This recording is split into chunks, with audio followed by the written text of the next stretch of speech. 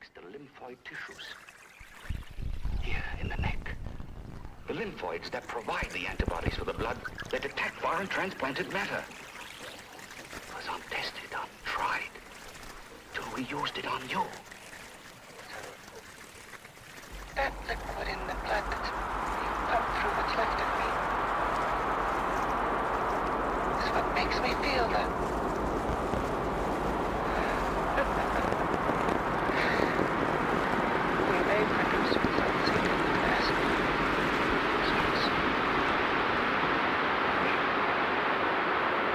I was thinking about depression because I bought this house and all of a sudden I really like my life and I have a dog and I like to do What power? things like and You see that you're at the mercy of every element of the universe. there's How can you speak still of power? depression. I got a power. And This liquid that he's pumped I into think me. that like hit me when I was like, you know, I'm tempted to every ladder I've tried to climb. Me to prove that. A good job. I see it.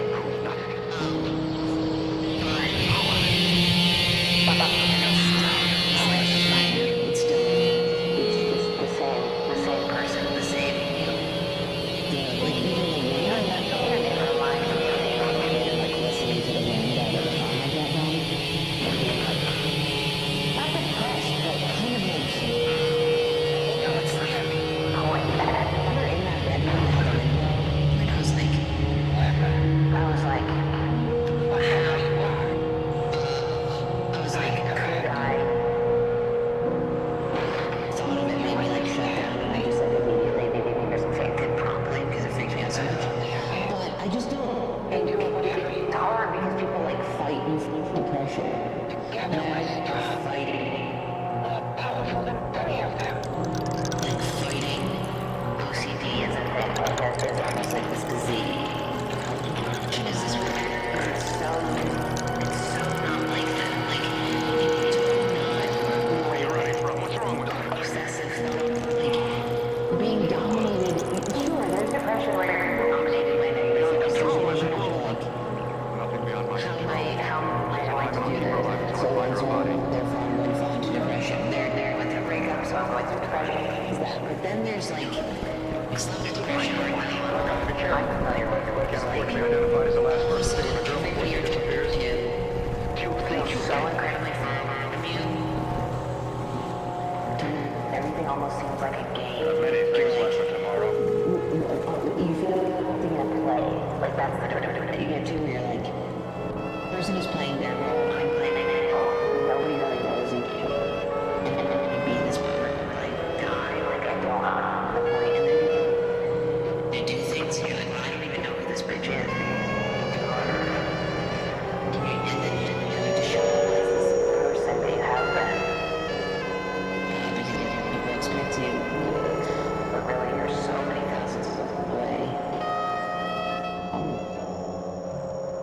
And maybe, you can be like, I'm in depression right now. And maybe you have the manic depression. And manic depression is fun, where you're like, oh, hilarious that I feel this bad. That's a real one. That's a good one. I like that one. The dissociative depression, he comes when I'm like a little, when my, like when I've been long, I haven't gotten enough sleep. Comes in this form of like, this like black velvety depression. It's like,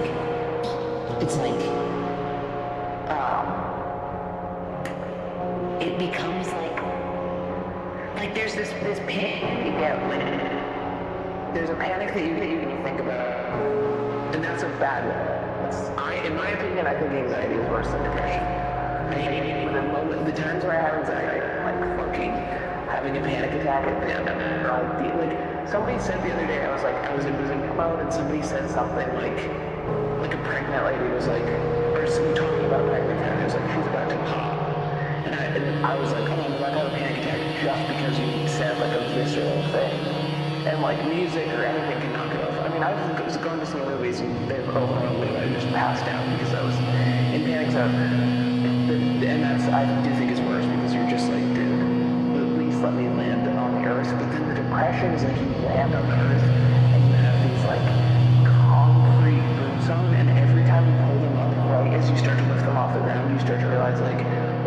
been doing this, and then they just slam back where they were, and you're like, dude, what are we doing? Not only is this hard, but it also seems like completely fruitless. Like it's like to what end? And I think that, you know, it's funny whenever people are out of because they always think they've cured their depressions. Like I have so many friends who are like, I figured out if I House every day, and if I, you know, just 3 times or whatever it is, I'll get out of it. And then when they get in it, it's like, yeah, I just, and it's like doing that thing doesn't really work for me. So, and it's like, it's just waves. I mean, I feel like every actor show, like, the way, if you go on an acid trip, you're like, all I'm supposed to take away from this is everything is in waves. Like, at least when I was tripped, I felt like it, you had to ride these waves of just nausea and then anxiety and then depression, and it just, I think it's interesting that once it wears off, you're like, oh, now I'm out of the wave, and it's like, I think you're just in wider waves, so it's more slowly.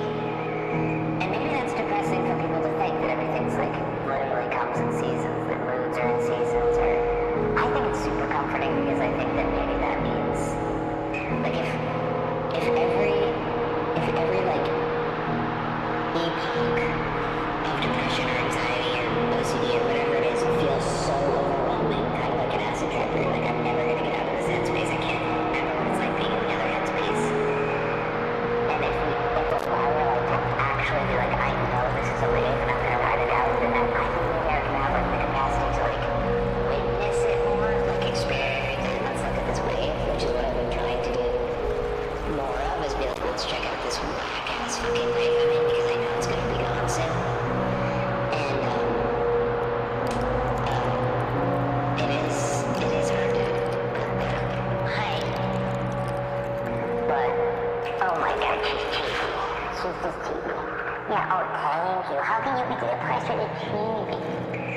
Oh my god. It does help. I'll do insane amount actually. Thank you. Thank you for the kisses. I don't need too many. She has stitches, and I know what you guys are realizing her coat on her, and it's because she just pulls her little head out of it. She's very crafty, and she takes it off, but she hasn't been licking the stitches. I've been keeping an eye on her. She's very high right now, aren't you? Yeah, she's high as a goddamn kite. Yeah. But yeah, if you like acknowledge that it was waves, then maybe you could ride the fucking not ride the waves. Maybe I mean we all have waves, but maybe you could like examine the waves. And it's, you know, it's like, I guess I can imagine it in different emotions. There are times I can imagine. There are times where I'm so, I mean, there's the rejection depression where you get rejected by something and you go so slow that you're like, you're almost like, I can't really fully remember being annoyed. I think that, oh my god, you are fart, dog. Oh, time. That is crazy. That's cutting her uterus or somebody really do. Yes, oh my god, you are fart, dog. Oh my god. We're going to go outside and shit after this immediately. For something.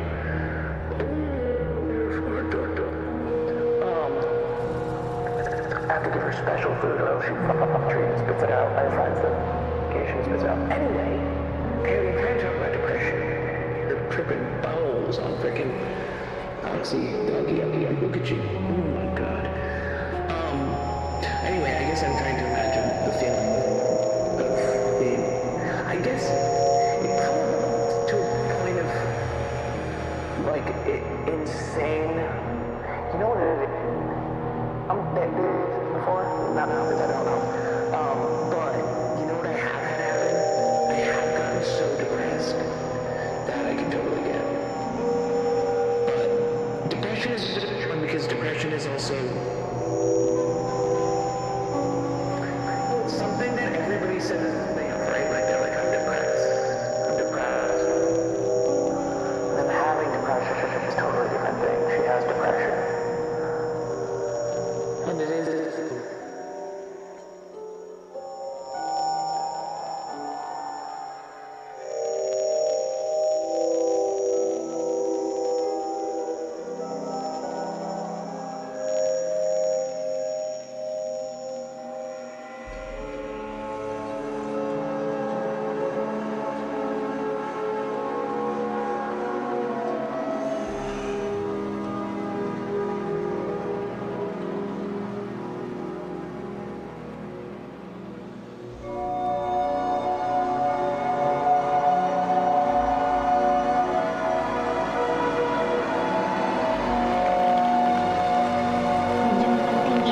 I'm thinking about the song Bikini. Obviously, I'm always thinking about thongs and really thinking about my what else is there to do? I feel like the rise in popularity worldwide. There are some things to think about. To begin with, Montezuma's retaliation. A wipe isn't going to be good enough. You have to get in the shower and use your hands and be careful not to wipe your eyes afterwards. I'm like, okay, putting on sunscreen. Obviously, big believer in sunscreen because I'm not a psycho. I'm really lathering. You gotta get to places when they do your mold checks to see if it's places exposed to the sun. Well, now with the increased exposure of your cheeks from your thong bikini from Essence is not protecting your butt cheeks, so is there a greater risk of butt cheek melanoma carcinoma? Because I was lazy with the sunscreen there. I'm like, it's fine, it never sees the sun. Oh, but does it see the sun more than I expect now? How often are we going on vacation? What are the UVs? Where is the equator in relation to my...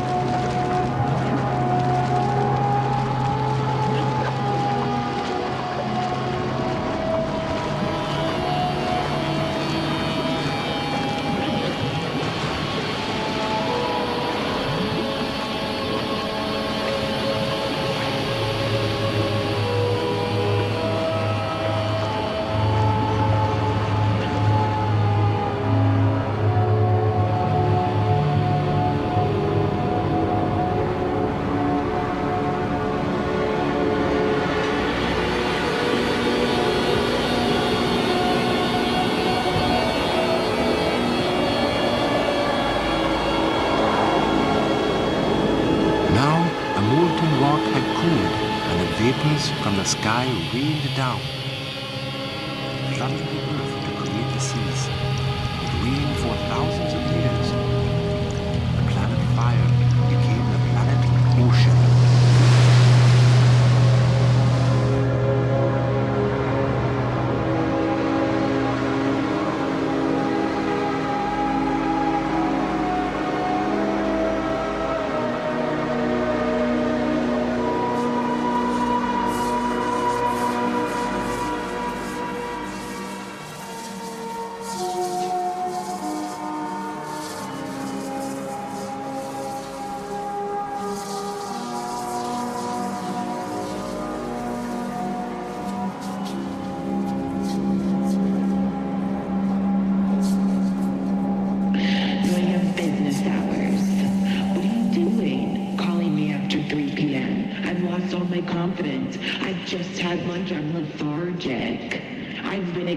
Since the moment I woke up, I need a break.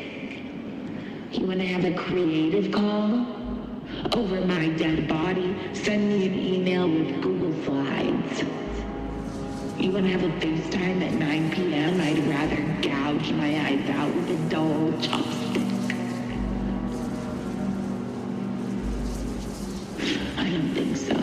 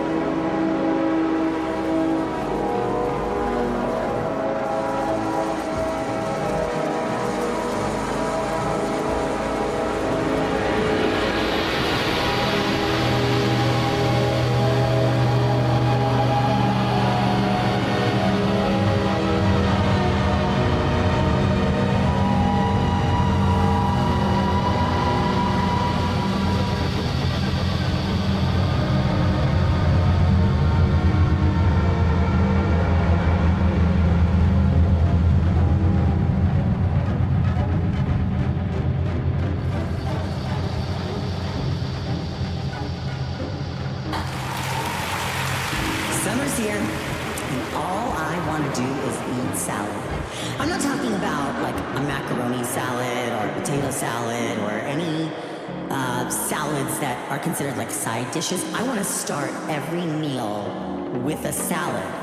And I'm talking about like, what I'm specifically talking about is a dinner salad. I think somewhere along the lines we lost a dinner salad and restaurants like started to calling I don't know, an opening salad, the house salad.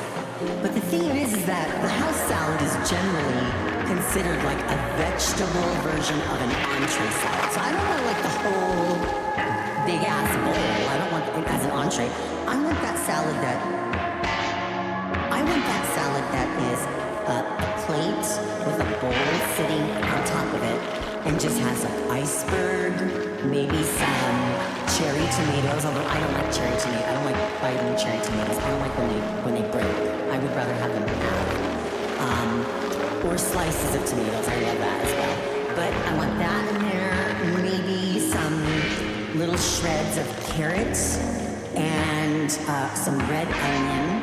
And then I want there to be those tiny croutons, that bag that almost looks like Mrs. Cubbison's stuffing, but restaurants always used to have those croutons that were like salty and they had green on them. And I don't know if they were just called Italian croutons or whatever they were called. I just want that cheap dinner salad with ranch dressing. I'll take blue cheese. Italian dressing would be my third option, but you know, I don't like Catalina dressing on a salad. Honey mustard does not belong on a salad. We talked about this before. You know what dressings I mean. But I don't know why a lot of restaurants got rid of that. Maybe it's just too much time to make it. You know, I used to love going to Spires, and you would get like a dinner that came with a soup and a salad and your entree and then a dessert and your drink, and it would all come for a certain price. And the one we used to go to, the lady knew that like everyone was going to be drinking iced tea or Diet Coke or whatever, and she would bring a carafe or like not even a carafe, she would bring the full pitcher and just set it there so she didn't have to keep coming back. So a dinner salad got replaced at some point with like salads that have spring mix or radicchio mixed in, and that's lovely. I think that is beautiful. But I want a diner salad, you know what I'm saying? I even want not just the croutons on there, I want 2 packs of like Zesta saltines that are in the plastic. I want that, and I want to put salt and pepper on there because I want salt on the tomato. And that sounds delicious. I will start breakfast with a dinner salad. I have gone to restaurants and thought, you know what? I'm gonna have a dinner salad before I have my breakfast because I like the taste of it, I like the crunch of it, I want it as simple as possible. And I also, of course, I hold space for an entree salad. I love a really good entree salad that does have radicchio and spring mix, romaine, whatever. I mean, you can put romaine in a dinner salad. I mean, you just want straight up iceberg, just rip apart. But the dinner salad, that sounds lovely. I think most restaurants would have like a barbecue chicken salad as an entree salad, maybe a Mediterranean themed salad with a piece of fish on it. That sounds really good. And then of course, side salads that are side dish salads, right? So yes, macaroni salad. I don't want it too wet. I don't like it all sloppy. That one that comes in the big jug risers or whatever that you can get, and it looks like a giant milk carton.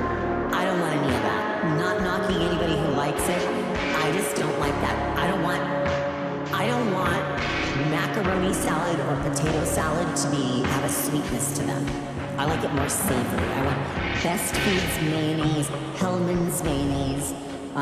If you're on the East Coast, I love some egg and olives inside of a macaroni salad. I love potato salad that has green onion in it and white onion. I think that's delicious. I think all the bites should be like the same size. I've got, and coleslaw is very controversial.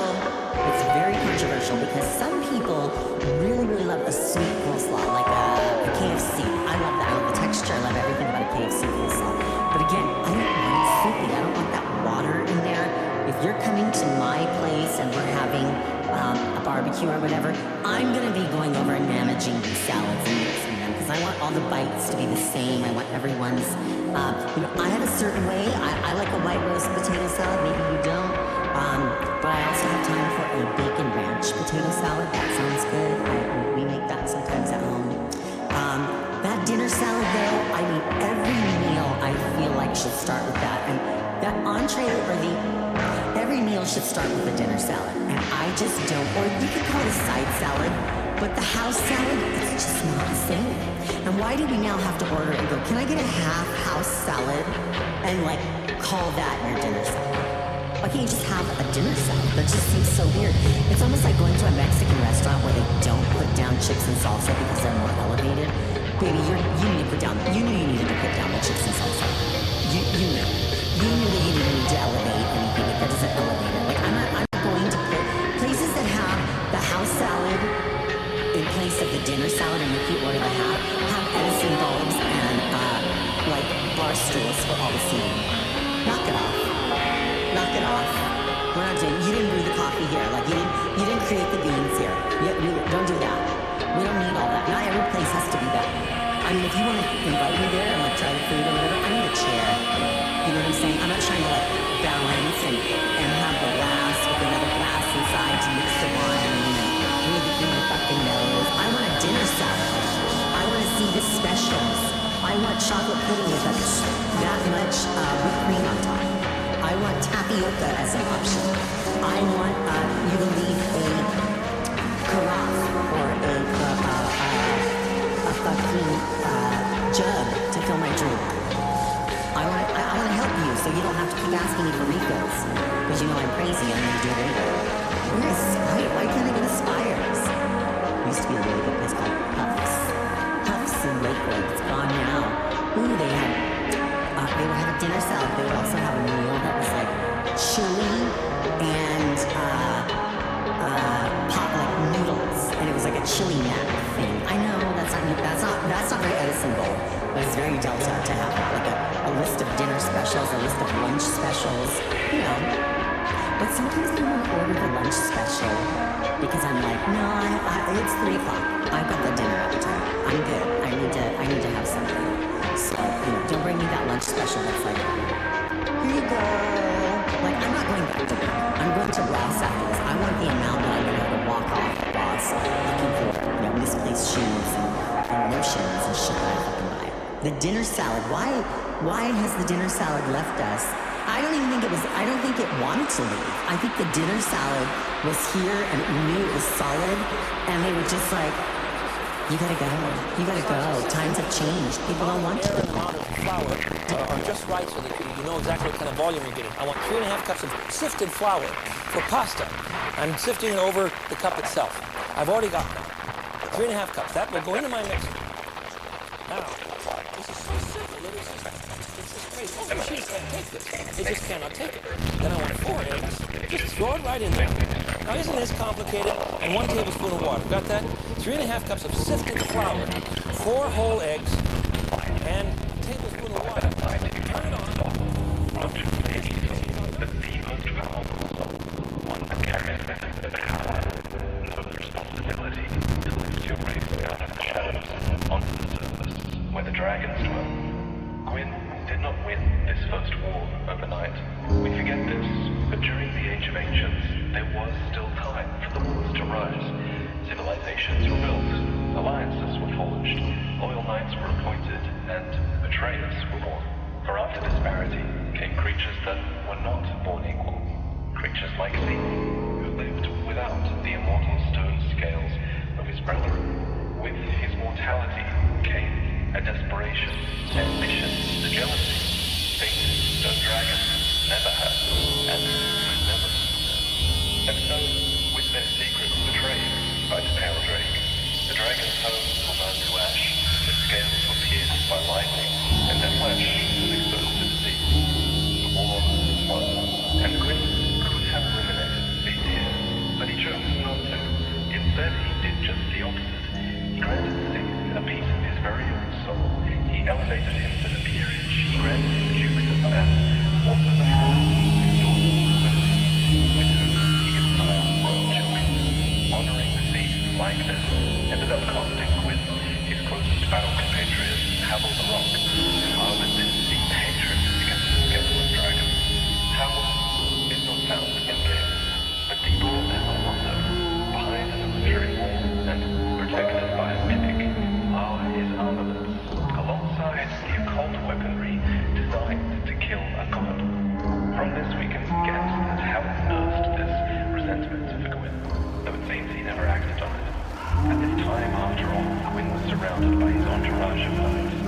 Many of them, wistfully craving this return to the combat that had once given them purpose. Gwyn would repeat this behavior throughout the Age of Fire, keeping his friends close and his enemies even closer. The fire was at its peak, and the whole world was charmed by its brilliance.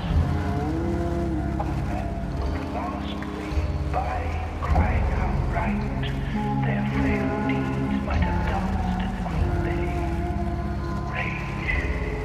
Rage against the dying of the light. To Nita, Gwyn permitted a quiet domain for all the deceased, and in return, Nita never did spread death to the gods. Only Nyzalith, the witch, was tolerated despite scorning her creatures of chaos. But there was a form of lord, one that I didn't mention when talking about the Dragon Wars, but one who took part in them just the same. The furtive pygmy race and their descendants. The pygmy lords, squirreling away a soul of dark, represented the most significant threat to Gwyn's Age of Fire. So what do you think Gwyn did? Exterminate them? No. Instead, Gwyn indebted them with the greatest gifts of all. While the pygmy lords waited patiently for light to fade, Gwyn twisted their fate. Prop up this tiny race, bathe them in the glory of the light, blind them with its brilliance, give them a crown, a ringed city, his youngest daughter, let them indulge in bounty, and while they're still weak, raise a dragon to watch over them, seal their dark with fire, and shackle them to mortality. Let them spread across the earth and forget their heritage, their accomplishments. Let the origins of humanity be buried, out of sight and out of mind. So, the pygmies were walled off, safe in a city that exists only at the end of the world. Most of them stayed there forever, happily subservient to their princess Filianor, whose very slumber was a miracle that was designed to prevent time from passing. Meanwhile, humans, the pygmies' ancestors, had spread to the outside world, and out there they too warmed themselves by fire. However, unbeknownst to most of them, this ran counter to their true nature. In dark, there are no shadows, but where fire resides, shadows twist and shrivel. So, some members of the dark did sense that something was wrong, and they began to ram against their shackles. First, the Mad King was born to the pygmies, and he was undying, as the dark should be, so he was held in the dark room until the end of time. Later, yet another pygmy lord would go on to spawn an abyss when he was unearthed in Orzil, and over time, even mankind turned into monsters. This hollowing process that unfairly became attributed to their darkness instead of the fire that branded them. The wise men at their end know dark is right, because their words have forked no lightning. They do not go gently into their good light. Gwyn's favorite tool of control was the church, something he had used to great effect already in the Ringed City, and he would use it again now to indoctrinate the people of the wider world. Gwyn the White was their deity of worship, and Lloyd the Grey was at its head, acting as a sort of intermediary between gods and humans. They framed undeath as a terrible sin, and so the undead became the subject of undead hunts led by cleric knights charged to cleanse the unholy. And if such a cleric, God forbid, actually became undead themselves, then there was a solution to that too. Such ironically cursed youths were shipped off to Lordran and given a new, holy mission: retrieve the right of kindling from the deadly catacombs. And if you should fail, well, so what? Gwyn had basically dressed up exile for his undead clerics, but one man whose exile he did not spin for once was the banishment of his firstborn son. The nameless king, god of war, and leader of the Sunlight Covenant, had his godhood rescinded after it was discovered that he was fraternizing with dragons. This was something that was covered up. In addition, it seemed like Gwyn's captain of the guard ultimately went on to leave his post.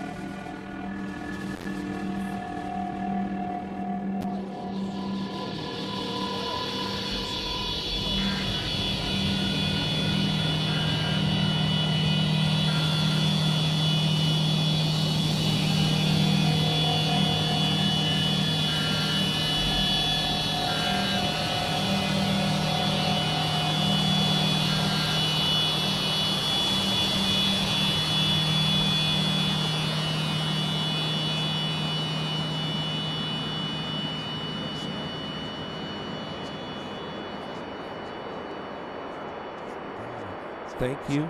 If you enjoyed that, I was Pizza Wizard, and if you didn't, my name is Reba McIntyre.